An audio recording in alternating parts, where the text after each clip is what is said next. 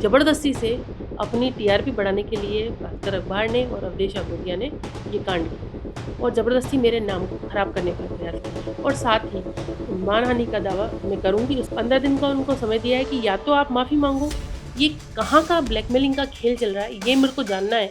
और मेरे पास तो जब वो मुझसे बात करने आया, मेरे पास तो घर में भी जब वो मेरे यहाँ घर पे सोफे पे बैठा था 5 लोग सामने बैठे थे।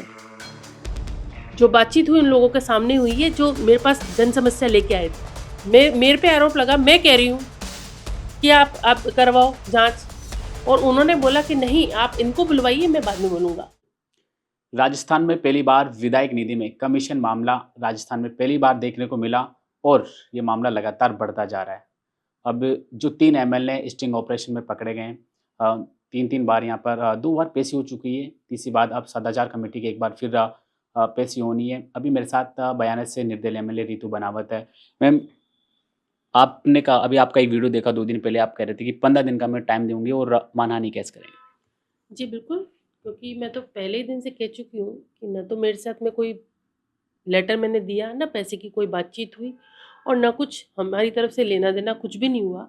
ज़बरदस्ती से अपनी टीआरपी बढ़ाने के लिए भास्कर अखबार ने और अवधेश अघोरिया ने ये कांड किया और ज़बरदस्ती मेरे नाम को ख़राब करने का प्रयास किया। इसके लिए मैं कोर्ट, मैंने पहले भी कहा था, फर्स्ट डे ही मैं कह चुकी हूँ कि मैं कोर्ट का दरवाज़ा खटखटाऊँगी और जो मैं पहले भी क्रिमिनल केस चलाने के लिए उनको नोटिस दे चुकी थी, वो 7 डेज़ का था, उनका कोई जवाब नहीं आया। उसका वो भी कोर्ट में केस चलेगा, क्रिमिनल केस भी। और साथ ही मानहानि का दावा मैं करूँगी, उससे पहले जो फाइनल नोटिस जाता है वो चला गया है। कल उसको हमने पोस्ट कर दिया है, ईमेल भी कर दिया है और 15 दिन का उनको समय दिया है कि या तो आप माफ़ी माँगो और इसको लिखित में जो पक्षकार उनके बनाए हैं विपक्ष के, उनको उनके नामज़द वो सार्वजनिक रूप से माफ़ी भी माँगे, प्रकाशित भी करें और अन्यथा उनके खिलाफ कोर्ट में सिविल सूट फाइट किया जाएगा, मानहानि का दावा किया जाएगा और 50 करोड़ की राशि का उनको जो भी होगा उनको भुगतान करना पड़ेगा। सदाचार कमेटी की ओर से आपकी 2 बार पेशी हो चुकी है। सरकार कह रही है कि अभी तक आंसर से वो खुश नहीं है। क्या फाइनल आंसर रहेगा आपका? देखिए, मैं तो अपना फाइनल आंसर दे चुकी हूँ। अब सरकार खुश नहीं है या सदाचार कमेटी संतुष्ट नहीं है तो क्या जानना चाहती है अब मुझसे? आप क्वेश्चन कर लें। भाई मैं तो अपना फाइनल आंसर दे चुकी हूँ, मैं अपने तथ्यों के साथ मैं पूरी रिपोर्ट उनको पेश कर चुकी हूँ और मेरा यही फाइनल आंसर है। बाकी सदाचार समिति को मैं तो चाहती हूँ कि जल्दी से जल्दी इस विषय का निपटारा हो और कई बार चीज़ें हो मेरे मामले में तो साफ-साफ हैं सब चीज़ें। कोई कोई वीडियो में कोई प्रूफ़ नहीं है कि मुझसे किसी तरह की कोई बातचीत हुई है। फिर पता नहीं सदाचार कमेटी मुझसे क्या जानना चाहती है, सरकार क्या जानना चाहती है, मुझे नहीं पता। पर मैं अपनी सारी चीज़ रख चुकी हूँ। वीडियो 10 बार देख लो, 1000 बार देख लो, मेरे सामने कोई बात ही नहीं हुई। नम जब बात ही नहीं हुई तो मेरा नाम ही क्यों घसीटा जा रहा है, तो मुझे तो ये नहीं समझ में आ रहा। ये कहाँ का ब्लैकमेलिंग का खेल चल रहा है, ये मेरे को जानना है। इसीलिए मैं लगातार सीबीआई की माँग सरकार से भी कर रही हूँ, स्पीकर साहब से भी मैंने कहा है और मैं कहना चाहती हूँ कि आप सीबीआई की जाँच कराओ, बहुत अच्छा। सीबीआई की नहीं करा रहे तो जो हमारे हॉनरेबल जजेस हैं, सिटिंग जजेस हैं अभी हाई कोर्ट के, उनके माध्यम से जाँच कराओ। सरकार या कोई भी कमेटी जो सदाचार कमेटी है वो फैसले में देरी क्यों कर रही है? मुझे यही समझ नहीं आ रहा। कहाँ आप संतुष्टि नहीं है कि क्या जवाब में क्या संतुष्टि नहीं है? मुझसे पूछ, सवाल पूछे। आप अपने लगातार जब भी आपसे मीडिया वाले बात करते हैं, आप कहते हैं कि मेरा नाम ही नहीं है, मैंने कुछ किया ही नहीं, तो मेरा नाम क्यों घसीटा जा रहा है? क्या ब्लैकमेल किया जा रहा है? क्या दबाव बनाने की कोशिश की जा रही है? देखिए, मुझे जो लगता है कि मेरे साथ में तो ब्लैकमेलिंग उन्होंने नहीं की, लेकिन मैंने हर बार पत्रकार वार्ता में भी कहा, जब भी मैं मीडिया से मुखातिब हुई तब मैंने कहा कि ये षड्यंत्र केवल 2 या 3 विधायकों का नहीं है या मेरा ही नहीं है, ये बड़ा षड्यंत्र है।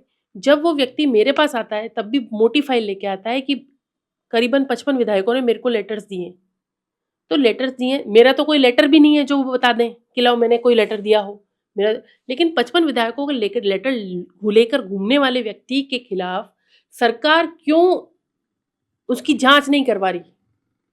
आपने विधायकों को तो कटघरे में खड़ा कर दिया कि विधायक पे आरोप लगाकर, जैसे होता है ना कि केस की जाँच तो नहीं हो उससे पहले उसको आरोप लगा दिया, विधायक निधि रोक दी, जनता के काम रोक दिए और आप उस व्यक्ति की जाँच नहीं करा रहे हो जो लगातार कह रहा है। मेरे को तो उसने लेटर दिखाए भी थे, मैंने देखने से मना कर दिया कि मेरे को क्या करना है, मेरे को जब देना ही नहीं तेरे को काम। मैं तो साफ साफ कह चुकी हूँ, वीडियो में आप सुन सकते हो कि मुझे ये काम देना ही नहीं है। जब काम नहीं देना, कोई बातचीत मेरे को उससे करनी नहीं थी, मैंने सारी चीज़ें उसको खुल के बता दी कि भाई मैं नहीं दे पाऊँगी, सीओ साहब ने मना किया। सब कुछ करने के बाद जो आम तौर पे बातचीत की जाती है, उस तरह से मैंने बातचीत किया। और मेरे पास तो जब वो मुझसे बात करने आया, मेरे पास तो घर में भी, जब वो मेरे यहाँ घर पे सोफे पे बैठा था, 5 लोग सामने बैठे थे। जो बातचीत हुई उन लोगों के सामने हुई है, जो मेरे पास जन समस्या लेके आए थे। तो मेरे पास तो प्रूफ भी है, लोग भी हैं साथ में, जनता भी सब समझ रही है कि ये जो ब्लैकमेलिंग का खेल है बहुत बड़ा खेल है। इसको सामने लाना चाहती हूँ, इसलिए लगातार मीडिया से भी कह रही हूँ कि आप भी इसको रखिए। क्यों क्यों नहीं करवा रहे? मेरे पे आरोप लगा, मैं कह रही हूँ कि आप करवाओ जाँच। जहाँ पर क्राइम हुआ नहीं, कुछ हुआ नहीं और ज़बरदस्ती आप नाम घसीट रहे हो, आपके पास कोई प्रूफ नहीं है। मैं कह रही हूँ जनता के सामने चला दो कि रितु बनावत के साथ में जो बातचीत हो रही है उसको 1000 बार देख लो, पूरा वीडियो देख लो 1000 बार मेरा।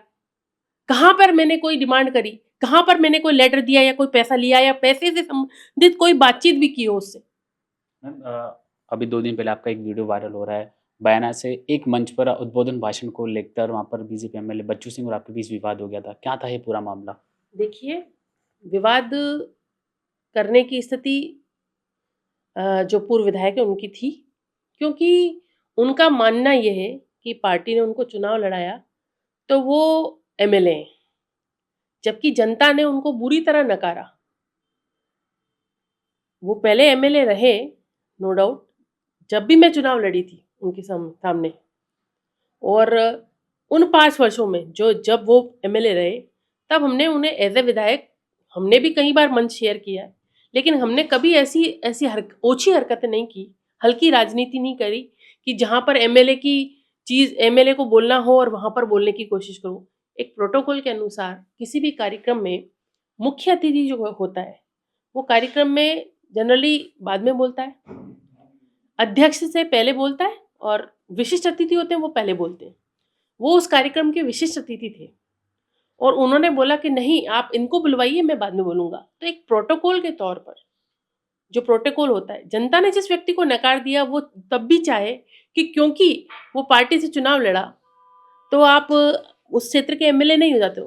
प्रोटोकॉल को आपको पालन करना पड़ेगा।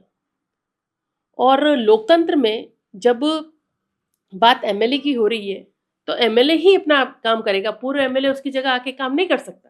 आपके साथ वहाँ कांग्रेस के एमएलए भी थे मंच पे। जी, बिल्कुल कांग्रेस के एमएलए भी थे। हमारा जो वो कार्यक्रम है जो रुब्बा क्षेत्र का बसंत पशु मेला लगता है, हर बसंत पंचमी से पहले लगता है और बसंत पंचमी के उपलक्ष्य में लगता है। और उस कार्यक्रम में कभी भी कोई बीजेपी कांग्रेस वाला मैटर कभी नहीं रहा। पहले भी, क्योंकि पहले भी उस कार्यक्रम में मैंने अटेंड किया जब मैं एमएलए नहीं थी, तब भी मैंने कई बार वो कार्यक्रम अटेंड किया है और कई लंबे समय से मैं करते आ रही हूँ, हर वर्ष लगता है वो। तो उसमें एमएलए होना नहीं होना उससे भी फर्क नहीं पड़ता और ना ही बीजेपी कांग्रेस से कोई फर्क पड़ता है। और मेरे रुब्बा क्षेत्र का, मेरे बयाना क्षेत्र का इतना सौहार्दपूर्ण वातावरण है, वो अपनी हल्की सोच से उस वातावरण को खराब करने का लगातार प्रयास कर रहे हैं। तो ये थे मेरे साथ निर्दलीय एमएलए रितु बनावत, जिन्होंने विधायक निधि के मामले पर खुलकर अपनी बात रखी है और उन्होंने कहा कि आने वाले दिनों में 15 दिन का टाइम प्रिंट मीडिया को दिया गया है।